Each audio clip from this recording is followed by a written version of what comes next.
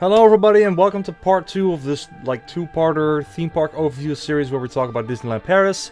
Last time we talked about Disney Adventure World. This time we're going to be talking about the main park, Disneyland Paris.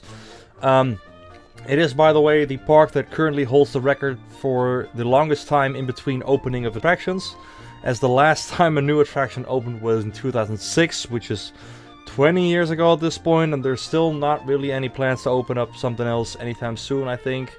It is, however, still a fantastic theme park. The first time I ever came here was when I was 12, which was quite a special trip. It was quite a difficult time in my life, so getting to visit this park was absolutely awesome. So I'm very excited to get into this. Before entering the park itself, you will walk past the Disneyland Hotel, which is bright pink and it's always awesome looking. And when you enter the park itself, you will enter the brightly colored Main Street, which is an absolute Disneyland staple. I'm pretty sure most Disneyland parks have this. This is where there's a bunch of gift shops and food stores and all that sort of stuff, and it is a fantastic way to introduce you to the park. And at the end of Main Street there is, of course, the iconic Disneyland Castle. This one being based off of Sleeping Beauty, and it looks absolutely incredible. It is, of course, the centerpiece of the park. It is massive. Walking through the castle, you'll be able to see so many little details that make this castle feel so truly unique. And you can even go to the second floor where there's a bunch of glass windows depicting the story of Sleeping Beauty, and a balcony where you can get a great view of the park. This castle also has a basement where you can find a dragon which moves and makes sound and everything. And I had never been here until my last visit. I don't know why, I've always kind of skipped this, but it was awesome to see and it's really something you gotta go see. But I think it's time to get into the rides of the park. First, we're going to head to the left of the park, which is where we'll get to Frontierland. This is an area based on the Wild West, and it includes two rides, the first of which being a roller coaster named Big Thunder Mountain. I'm pretty sure every Kingdom-style park in the world has one of these, but not to brag or anything, but I think we kind of have the best one. The Parisian version of the ride is on this island in the middle of the water, which not only makes the ride itself very cool, but it also makes watching it from the outside an incredibly cool experience. It starts off by taking you underground, where it eventually leads you to the island I just talked about, where the main event really begins. I think it's a very accessible coaster, as it doesn't really have any crazy inversions. But it is an incredibly fun one, and, in my opinion, probably one of the most essential rides of the park, so you cannot skip out on this. It's also quite a long ride, it just keeps going and going. There's multiple chain sections in this coaster, where you'll probably have this feeling of, okay, we're probably there by now, and then it just goes on again. Other than that, I can't really say much about the coaster, other than just, go do it. There is, however, oftentimes a large queue at this ride. I don't know why that is, but you're just gonna have to deal with that a little bit. But like I said, very worth it, and you gotta do it at least once when you're at Disneyland Paris. The other attraction in Frontierland is the Parisian version of the Haunted Mansion, which is called Phantom Manor here. I don't know why that is, but it just is. It's a spooky dark ride where you'll enter the haunted house and you'll be taken into a room where you'll see these different paintings of a woman with these different men.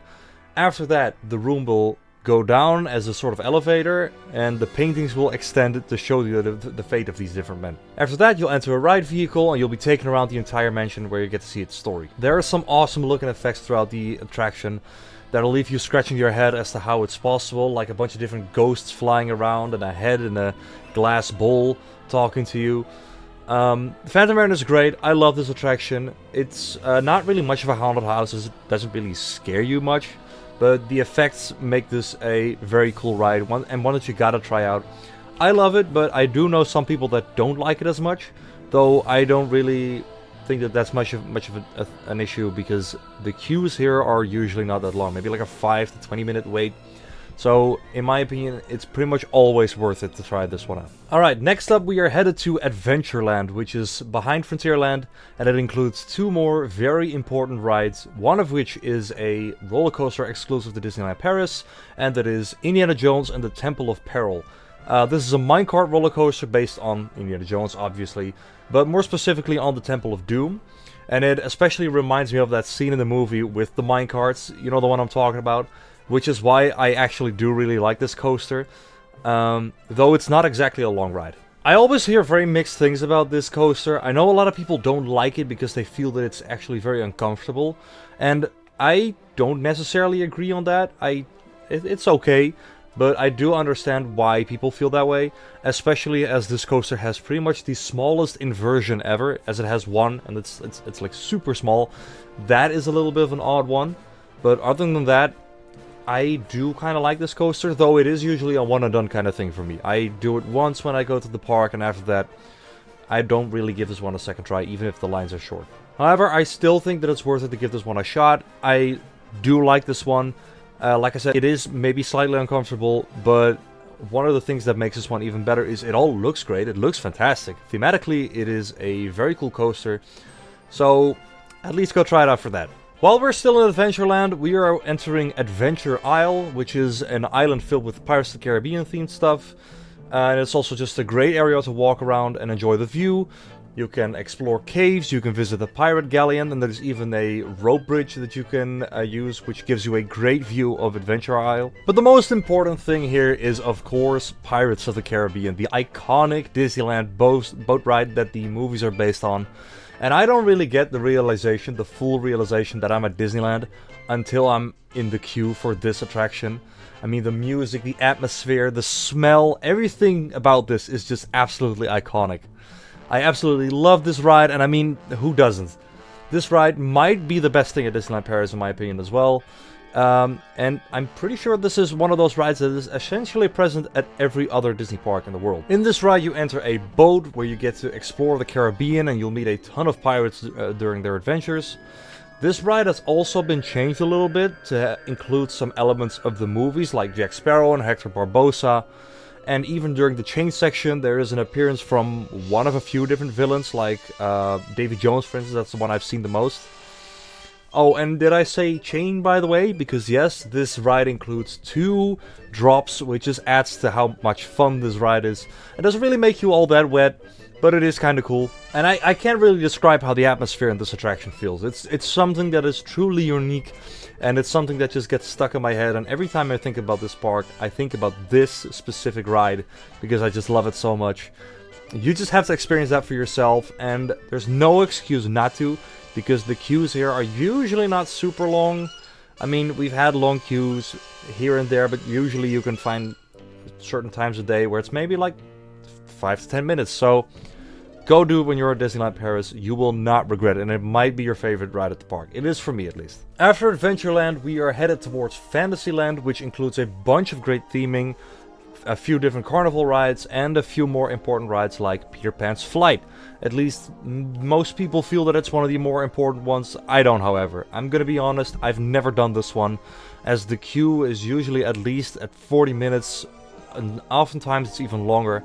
And everybody I've spoken to that has ever done this one has told me that it's a complete disappointment and waste of your time. So that's why I haven't done it yet, and I'm probably never going to. I mean, if you want to find out for yourself, you can go do that. I'm just warning you in advance. It's a dark ride where you enter a flying ship, and as you soar through the sky, you are essentially shown Peter Pan's story. There's not really much more than that. The ride looks old and dated. It's not fantastic anymore. So, yeah, maybe it's fun for kids, but I'm not a fan of this. This isn't really my cup of tea. But like I said, a lot of people do consider this one important, and like I said, there are big queues, so a lot of people do go visit this one. So do with that information whatever you want. Like I said, I just warned you in advance. Also in Adventureland, however, is something that isn't a ride, but it is something that I consider to be pretty essential to this park, and something that I always really enjoy doing, which is Alice's Curious Labyrinth. It's a maze completely themed to Alice in Wonderland, which my sister is a big fan of. Though I'm not necessarily too big on Alice in Wonderland, I did always like the labyrinth. In it you'll come across like many different characters from the movie, like the Cheshire Cat, the Caterpillar, the Queen of Hearts. Besides that, there are many more little references towards the Alice in Wonderland movies in this maze, and there is of course the big castle in the middle, which is great if you want to get a good look around the park, and you can even see some things of the Disney Adventure World if you look far ahead. It's a short little experience, and it isn't necessarily too special to some visitors, as I've had 2 friends that weren't really too big of a fan of this. But I've always enjoyed it. I always do it when I'm at Disneyland Paris, and I also consider it a big part of the experience. So go try it out and judge for yourself. The last ride in Fantasyland that we're going to be talking about is the Disneyland classic It's a Small World. This is another one of those rides that I'm pretty sure is present at every single park around the world. And I don't know if there's any differences between the different versions, as I've only really done this one. So maybe if you've been to like Orlando or LA, this one might be the exact same. I don't know. But I do really like this ride. When you arrive at this attraction, you'll see this big building outside that already represents a bunch of different countries, which is essentially what the ride is all about. And it'll also immediately give you the idea that this is pretty much the happiest attraction you've ever been on. When you enter the attraction, you're loaded into a boat and you'll be taken on a tour across the world where so many different countries and parts of the world are represented, all while accompanying you with the most annoying song in existence. I mean, this song will most likely get stuck in your head when you've done this one. At least it always does for me. The ride itself, however, is fantastic. It looks great, it's colorful, it's cheerful, and it's just so well put together. I've always loved it and considered it one of the more essential rides, and I mean, you can't walk out of this one and not feel a little happy. Though it might be a little childish, I can give you that. I still think it's one of the most essential rides at the park. You have to do this one. You can't skip it, so good luck.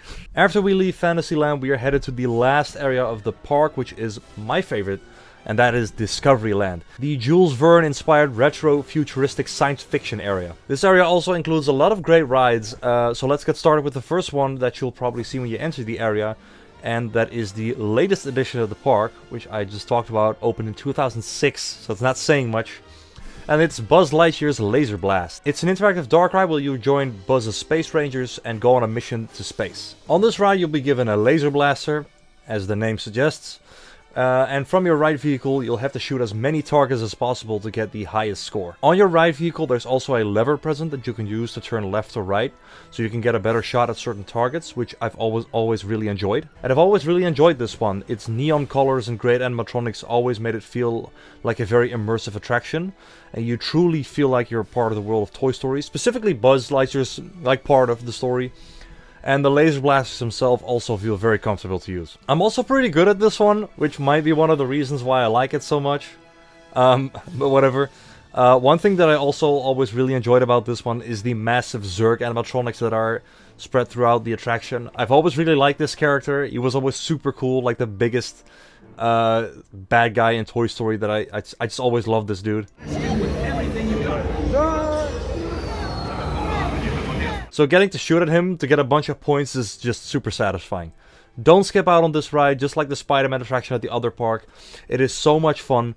It is a massive topic of discussion for the day. Of course, talking about friends and family, about high scores and everything. Super fun. So it's too much fun to skip out, so just go do it. The next ride in Discoveryland is a car ride named Autopia. I've kind of skipped this one in recent years, though I do remember as a kid that it was actually pretty damn fun. You and one other person get to sit in this car and drive around the area, and it's more of a relaxing attraction, at least more relaxing than most of the stuff in Discoveryland. What keeps me from doing this one today is the queue times, as the queue times can get quite long, quite quickly, and I don't really think it's worth it. I mean, if it's like a 10 to 20 minute wait, then I'd say I'd probably do it, but that's just not the case. The queue times can get way longer than that, and I just don't want to force myself through that just to do this one. Though maybe if you have kids, I think kids will love this thing, so maybe at that point it is worth to wait in line. But other than that, fun ride. Queue times are unfortunately a little too long, most of the time. So you're gonna have to judge by yourself what you want to do with this, if you want to try it out or not. The next ride that I wanted to talk about is the amazing Star Tours The Adventure Continues. Before entering, you'll probably see the life-size X-Wing sitting on top of the building, which gets you right in the mood for the Star Wars themed ride. The queue makes this even better with some amazing Star Wars theming. C-3PO is here, R2-D2 is sitting in the transport ship that you're going to be boarding in a minute. There are some Mon Calamari overseeing the queue, and there's much more to it than that. The ride itself is essentially a simulator ride, but it gives you a unique story every single time. After boarding the ship, you'll take off and be captured by either Darth Vader or Kylo Ren, who is looking for someone on your ship. And I mean literally, someone on the ride will get their picture taken, and the villain will show that as that is the person that they're looking for. And if that is a friend or family, it's always this big laugh out loud moment. It's been my nephew once, last time we went, and when I went with friends, like 2 weeks ago, I actually had my picture taken, which was really funny. So yeah, that's one of the more fun elements of the ride. And after this, you'll be released and you travel to who knows where. Hoth, Tatooine, Kashyyyk, who knows. which makes this one of the most fun rides of the park, as you never really know what you're gonna get. Even during my last visit, I saw a bunch of stuff that I had never seen before. May the force be with you, B. There's also a little break halfway through where you get a transmission from a Star Wars character, and I can't even tell you how many characters I've seen in these transmissions. I've seen, for instance, Mando, Yoda, Lando Calrissian, Admiral Akbar, Ahsoka, and that's not even all. So yeah, there is a big reason to try it multiple times. There's always something new to discover, and especially for like a big Star Wars fan, this is incredibly fun. I only have one real complaint about this attraction, and that is that the whole thing is spoken in French. There is not a single English word uttered, which is a little unfortunate because most of the ride, it's like bilingual. There's like French and English stuff. This one is pretty much just French, and that is a little unfortunate. Though you'll probably still understand what's going on, considering all the things you'll see along the way. Like, it's not like a massive story or anything. So yeah, like I said, it is a fantastically fun ride, and probably one that you'll end up doing more than once. We did it like 3 times, 4 times last time, and we just kept seeing new stuff. So it's one of the more fun rides to redo at the park. So yeah, Star Tours is a must ride. And on to the last major attraction of the park, and probably my favorite at Disneyland Paris.